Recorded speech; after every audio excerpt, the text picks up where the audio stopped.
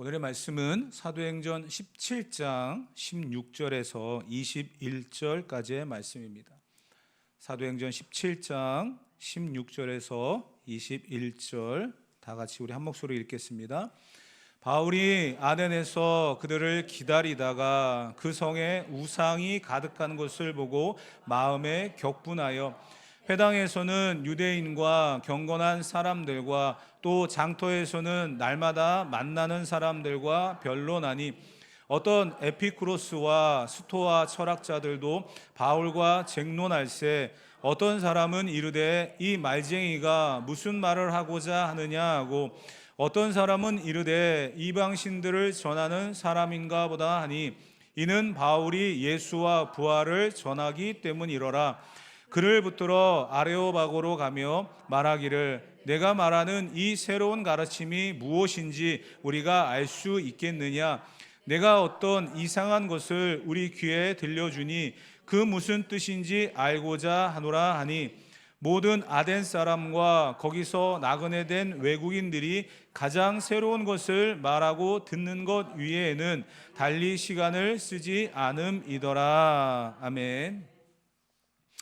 우리는 계속해서 바울의 2차 전도 여행의 경로를 살펴보고 있습니다. 잠깐 한번 그 경로를 다시 한번 보기를 원합니다. 첫 번째 바울이 방문했던 곳은 마게도냐의 첫 성이었던 빌립보였습니다. 빌립보에서는 어떤 일이 있었습니까? 자주장사 루디아를 만났고요. 거기서 또 귀신 들린 여종을 고쳐주는 그런 일이 있었죠. 그런데 선한 일을 했습니다. 귀신 들린 사람을 고쳐줬잖아요. 그럼에도 불구하고 그들은 매를 맞고 감옥에 갇히는 일이 생겼죠. 감옥에 갇히고 그곳에서 찬송과 기도를 했던 바울과 실라, 그들에게 기적이 일어났습니다. 옥문이 열리는 일이었죠. 그리고 나서 그 놀란 그 상황 속에 등장했던 간수장, 그 간수장이 예수님을 믿고 구원받는, 그래서 유명한 메시지가 등장했어요. 너와 내 집이 구원을 얻으리라. 그런데 무엇을? 예수를 믿음으로 말미암아. 그래서 간수장과 그의 온 집이 세례를 받고 구원받는 역사가 이루어졌습니다. 그리고 나서 빌립보에 유럽의 첫 번째 교회가 세워지는 역사가 기록되어졌습니다. 그런 가운데 빌립보 성에서 계속 있었으면 좋았지만 이들은 추방을 당합니다. 왜냐하면 이상한 일을 했다는 거예요. 귀신 들린 여인을 고쳐줬다는, 그것이 이상하다. 그리고 나서 이들이 재판을 받으려고 했을 때 한 가지를 제시했죠. 로마 사람인 나를 재판도 안 하고 매질을 하더니 감옥에 가둬놓고 이제는 또 나를 이렇게 모욕을 주느냐 했더니 로마 사람에게 이렇게 했다는 것이 두려워서 빌립보 사람들은 바울과 실라를 추방해버립니다. 로마 사람이기 때문에 그 후환이 두려워서 추방해버렸어요. 그리고 나서 이들이 두 번째 도착했던 성은 바로 데살로니가였습니다. 바울이 사랑했던 교회, 데살로니가 전서 후서를 기록할 만큼 사랑했던 교회. 그런데 이곳에서 추방당해서 갔던 데살로니가 교회 지역에서는 바울이 얻었던 별명이 하나 있었어요. 어떤 별명이었습니까? 천하를 어지럽게 하는 자. 처음 듣는 것처럼 이렇게 하시면 전 곤란합니다. 천하를 어지럽게 하는 자. 그래서 저와 여러분들도 천하를 어지럽게 하는 자가 되어야 된다. 복음 앞에, 말씀 앞에 이러한 삶을 살아가야 된다라는 그러한 결론을 말씀을 드렸었죠. 그런 가운데 데살로니가에서 또 도망가야 되는 그런 상황이 생겼습니다. 빌립보에서는 추방당했고 데살로니가에서는 도망을 가야 되는 그런 상황이 생겼어요. 그런 가운데 도착했던 세 번째 도시가 바로 지난 시간에 말씀드렸던 베레야라고 하는 지역이었죠. 그곳에서는 어떤 일이 벌어졌습니까? 그 지역 사람들이 말씀을 사랑하는, 그 말씀을 너무나 사모하는 그러한 지역의 사람들이었습니다. 그런데 한편으로는 말씀을 사모했던 사람들이 있었지만 반대편에서는 오히려 이들이 이 지역을 선동하는, 잘못된 이론을 말하고 있는 사람들이다 라고 해서 또 도망을 가야 되는, 피신을 가야 되는 그런 상황이 생기게 되어집니다. 그래서 도망을 갔는데요, 바울만 간 것 같아요. 바울이 이 상황 속에서 도망을 간 곳이 바로 오늘 16절에 등장하고 있는 아덴이라고 하는 지역입니다. 그곳에서 바울이 무엇을 하고 있었냐면 먼저 도망을 갔어요. 베레아에서 피신을 와가지고 실라와 디모데를 기다리고 있는 상황이 바로 이 본문의 시작입니다. 그러니까 배경과 상황들을 여러분이 좀 이해를 하시고 좀 다가가시면 좋을 것 같아요. 지금 바울은 이곳에서 기다리고 있는 거예요. 디모데와 실라를 기다리고 있습니다. 그리고 나서 또 다른 지역으로 갈 그런 상황인데, 여러분 보세요. 빌립보, 데살로니가, 또 베레아, 아덴, 이곳이 바울이 원해서 간 곳은 한 군데도 없어요. 그럼에도 불구하고 그곳에서 가는 곳마다 놀라운 역사들이 이루어집니다. 그런데 오늘 본문에 등장하고 있는 아덴도 마찬가지예요. 실라와 디모데를 기다리고 있는 그 상황 속에서 바울이 보여주고 있는 한 사건, 그것을 우리가 오늘 집중해서 보기를 원합니다. 본문에는 아덴이라고 기록되어 있는데 바로 그리스도의 수도인 아테네입니다.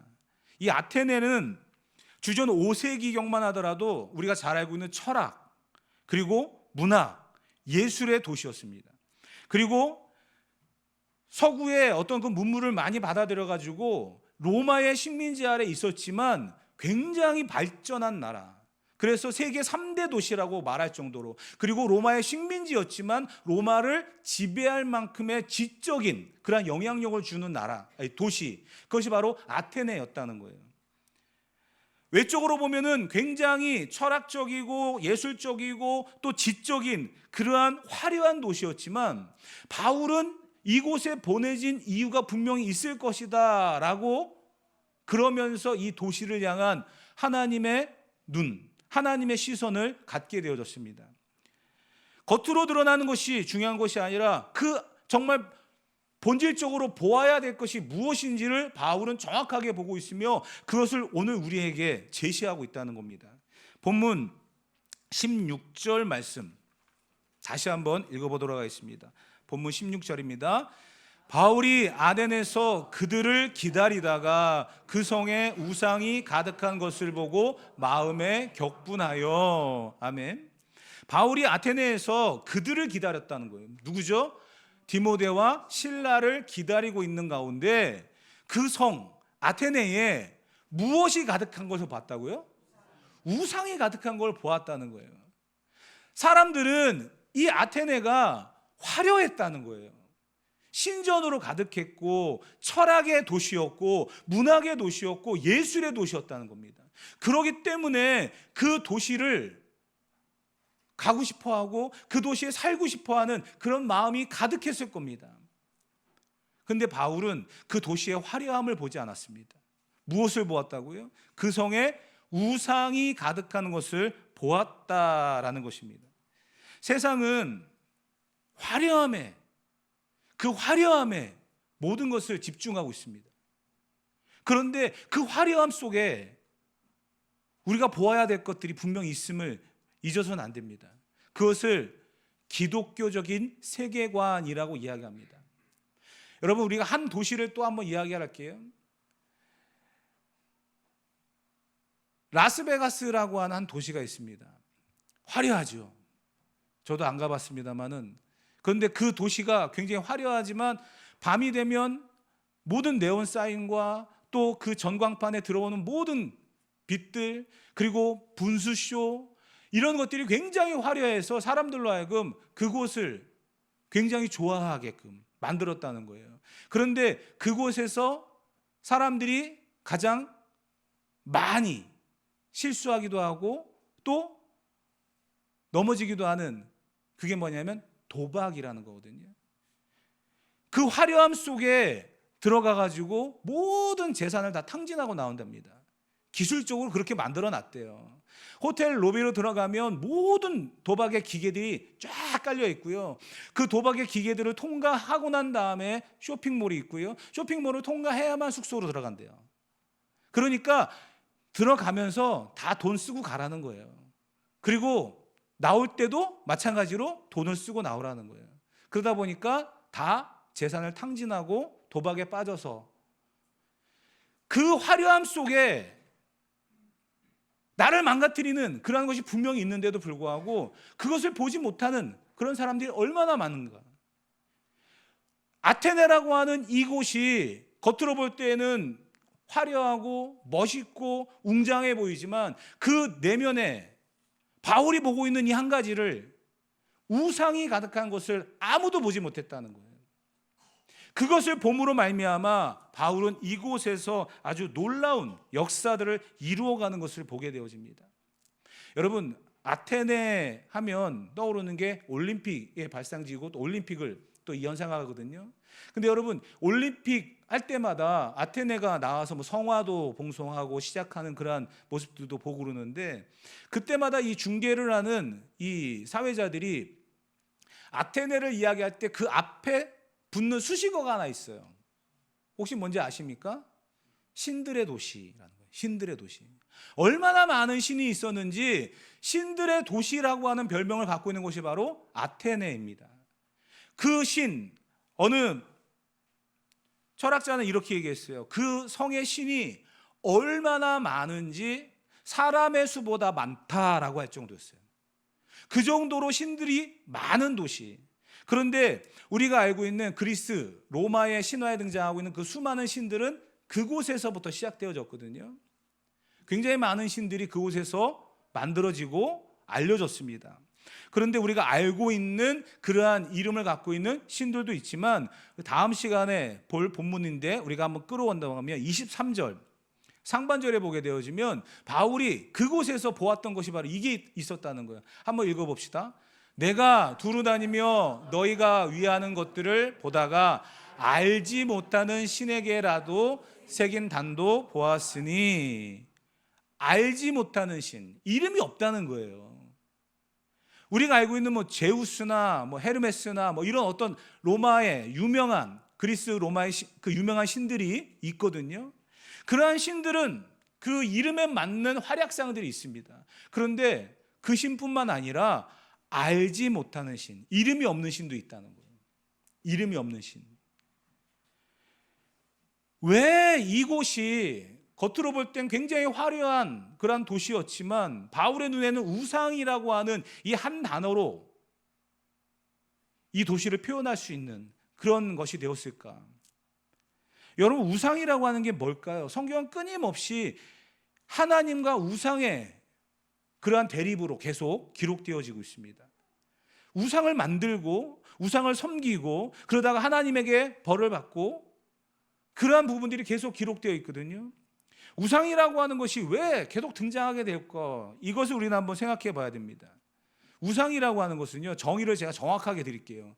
실제로 없지만 사람이 필요에 의해서 만든 것, 이게 바로 우상입니다. 다시 말씀드릴게요. 실제로는 없어요. 없는 거예요. 그런데 사람이 필요해서 만든 것, 그게 바로 우상입니다. 이 정의를 여러분들이 좀 기억하셨으면 좋겠어요. 사람이 필요해서 만들었다라고 하는 것을, 왜 사람이 그것을 필요로 할까?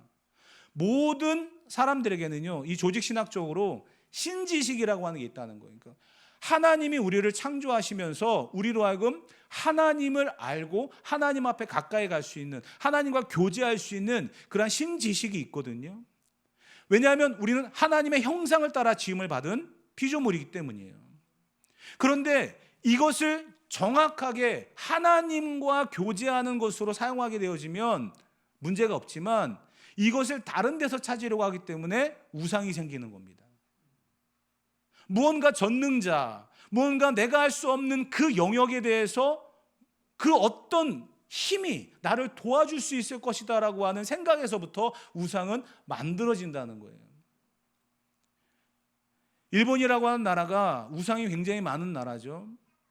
800만 우상이 있다라고 이야기합니다. 숫자적으로 800만 개가 있다는 게 아니라 그 수를 헤아릴 수가 없다는 거예요. 그래서 조그만 뭔가 특별한 것은 다 신이 되어버립니다. 이름도 없습니다.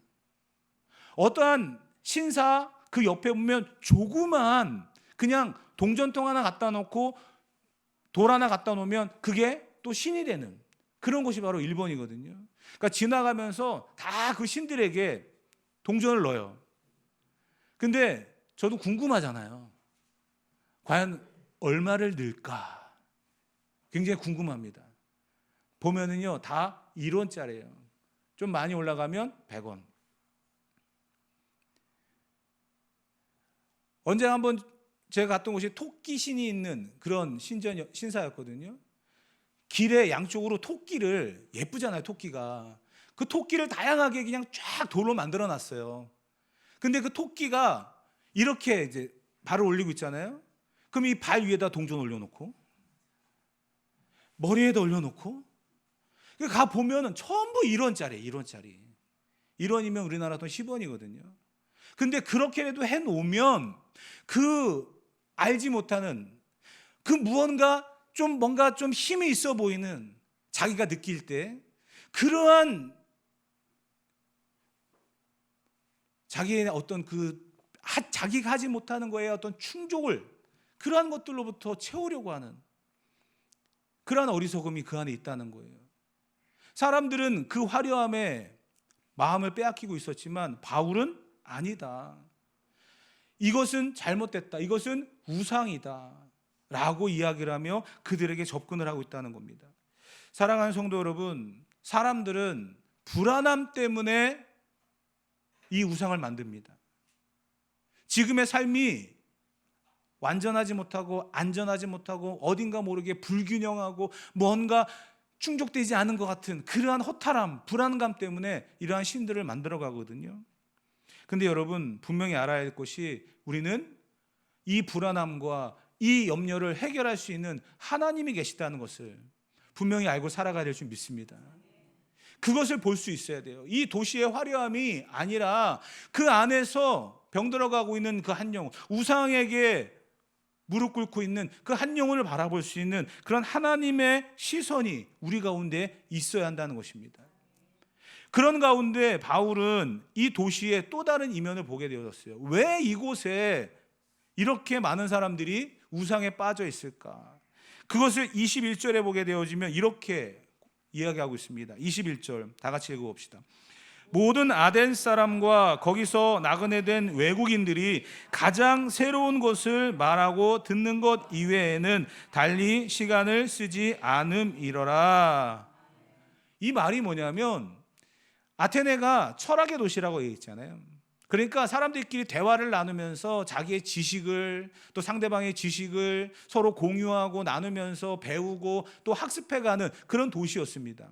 그러다 보니까 이들이 갖고 있는 게 뭐냐면 뭔가 특별한 거, 뭔가 새로운 거, 이것을 들으면 지금까지 자기가 알고 있던 것을 버리고 그것을 받아들이는 그런 자세는 되어 있다는 거예요. 왜냐하면 본문에 바울이 이들이 너무나 안타까워서 이들에게 예수와 부활에 대한 이야기를 했습니다. 그랬더니 이 사람들의 반응이 뭐였냐면 뭔가 새로운 것이구나, 뭔가 우리가 그동안 듣지 못했던 거구나 하면서 귀를 기울였다는 거예요. 그런데 이들의 마음은 이것을 받아들이지 못했다라는 것이 바로 한 가지 안타까움입니다. 이들은 새로운 것을 말하는 것을 또한 듣는 것을 좋아했다, 그 특징이거든요. 그런데 그 예수와 부활이라고 하는 이 부분에 대해서는 받아들이질 않았어요. 왜 그럴까요? 소문은 이렇게 났기 때문이에요. 예수 그리스도가 골고다라고 하는 저주의 상징인 해골의 언덕에서 십자가를 지고 죽었다라는 거예요. 그리고 나서 부활했다라고 하는 것을 이야기하는데 그것은 믿을 수 없는 사실이다, 이렇게 소문이 났다는 거예요. 심지어는 제자들이나 그 주변의 사람들이 그 예수님의 시체를 훔쳐다가 부활했다라고 소문을 낸다, 거짓말을 하고 다닌다라는 것이 퍼졌기 때문에 바울이 말하고 있는 예수 그리스도와 부활에 대한 이야기를 처음 듣는 것처럼 신선하게 들었지만 결국은 바울이라고 하는 사람이 누군가가 이런 이야기를 했는데 당신은 어떻게 생각해? 라고 물어봤더니 그 이야기는 이미 예루살렘이라고 하는 곳에 있었던 일인데 이러이러한 거야 라고 했더니 사람들이 받아들이지 않고 인정하지 않았다는 거예요. 그게 당시의 상황이었습니다. 얼마나 많은 지식과 얼마나 많은 이 사람들의 이야기가 그곳에 퍼졌는지를, 아테네가 철학의 도시라고 말했죠. 그러다 보니까 18절에 보게 되니까 17절과 18절에 이 말이 등장하거든요. 한번 다 같이 한번 17절과 18절을 읽어보도록 합시다. 회당에서는 유대인과 경건한 사람들과 또 장터에서는 날마다 만나는 사람들과 변론하니 어떤 에피쿠로스와 스토아 철학자들도 바울과 쟁론할세 어떤 사람은 이르되 이 말쟁이가 무슨 말을 하고자 하느냐 하고 어떤 사람은 이르되 이방 신들을 전하는 사람인가 보다 하니 이는 바울이 예수와 부활을 전하기 때문이러라. 아멘. 지금 바울은 회당에서는 유대인과 경건한 사람들에게 또 장터에서는 만나는 사람들에게 예수와 부활에 대한 이야기를 전하고 있었다는 거예요. 그런데 여기에 등장하고 있는 18절에 보게 되어지면 당시에 유명했던 에피쿠로스와 또 스토아라고 하는 철학자들이 등장을 합니다. 이 철학 이야기 하다 보면 굉장히 좀 시간도 많이 걸리는데 제가 간단하게 정리를 해드릴게요. 새로운 것을 듣기를 좋아한다라고 했지만 자기가 갖고 있는 주장은 확실하게 갖고 있던 사람들이거든요. 에피쿠로스라고 하는 이 철학자들은요, 온 세상을 지배하는 것은 우연이다 라고 이야기합니다. 세상은 우연적으로 되어졌다는 거예요. 그러면서 그 우연의 연속일 뿐이다, 이런 것을 주장합니다. 그러면서 이 세상은 즐기면서 살아야 된다, 쾌락주의자. 그게 바로 에피쿠로스입니다. 그리고 스토아 철학자들은 좀 반대인데요. 결코 이 세상은 우연이 아니다. 그리고 이 세상은 운명에 맡겨야 된다. 운명주의자들이에요. 그러면서 이들은 금욕, 절제하는 그러한 삶을 살아갑니다. 그러니까 정반대죠. 에피쿠로스는 쾌락, 스토아는 금욕, 정반대의 그런 부류들이었습니다. 그러면서 자기들이 맞다라고 이야기했던 사람들이에요. 그 사람들 안에서 바울이 이야기합니다. 그것은 잘못된 것이다. 그것은 하나의 삶의 한 부분일 수도 있고 하나의 지적인 그런 부분일 수 있겠지만 여러분들에게 나는 진리를 말합니다. 예수 그리스도와 부활. 주 예수를 믿으라. 그리하면 너와 내 집이 구원을 얻으리라. 이게 진리잖아요. 이것을 지금 바울이 이야기하는 겁니다. 철학적으로 유명한 도시, 신들의 도시, 겉으로는 화려했던 이 도시 안에 우상이 가득한 것을 바라보고 마음이 안타까워서 그들을 향하여 날마다 말씀을 전하면서 그들에게 예수 그리스도와 부활을 말하고 있는 바울. 왜 그렇게 바울은 그들을 향해서 이런 행동을 할 수밖에 없었을까요? 16절에 보게 되어지면 그 성에 우상이 가득한 것을 보고 마음에 격분했다라는 표현이 있거든요. 격분했다. 이것은 단순하게 화를 냈다라는 그런 표현으로 끝나서는 절대 안 됩니다. 그들이 알지 못하고 있는, 그들이 깨닫지 못하고 있는 그 부분에 대해서 거룩한 분노가 일어났다는 거예요. 그렇기 때문에 바울은 이 부분에 대해서 우상을 섬기고 있고 잘못된 지식을 알고 있는 이 부분을 바르게 고쳐주고 인도하고 싶은 마음에 그들을 향해서 어떻게 하냐면 18절에 보게 되어지면 17절과 18절에 보면 날마다 만나는 사람들에게 변론했다, 이렇게 기록하고 있습니다. 날마다. 근데 우리가 여기서 이 날마다라고 하는 단어도 굉장히 집중해서 봐야 됩니다. 왜냐하면 우리가 보았던 빌립보, 데살로니가, 베레아 이 세 지역에서는요, 안식일마다 회당에서 말씀을 전했거든요. 안식일마다.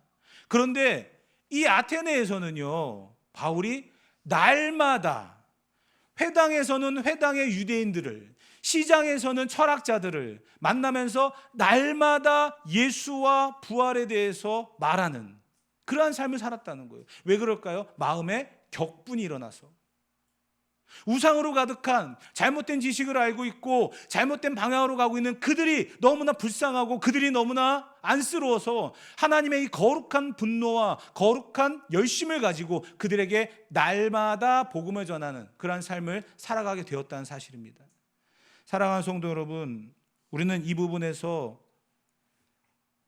바울의 아테네서의 이 모습을 삶에 적용하는 그런 지혜가 있어야 될 줄 믿습니다. 전에는 병원 신방 참 많이 다녔거든요.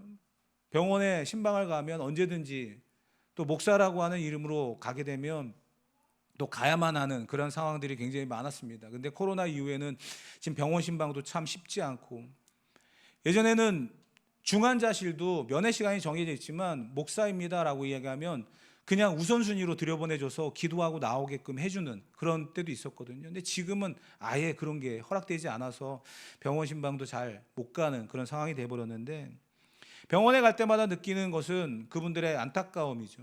그 연약함 속에서 무언가 의지하고 싶어하는 그런 마음들. 그런데 제가 예전에 병원에 신방을 하면서 같이 찬양하고 기도하고 그러면서 이제 신방을 마치고 나오는데, 그 병실 문 앞에서 한 분이 저에게 목사님이신가요? 물어보길래 네 맞습니다. 그랬더니 저희 딸을 위해서도 좀 기도해 주셨으면 좋겠습니다 라고 얘기하시더라고요. 그런데 처음 보는 분이잖아요. 그래서 물어봤습니다. 교회를 다니십니까? 그랬더니 네 다닙니다. 근데 우리 딸은 교회를 다니다가 지금 안 다니고 있습니다.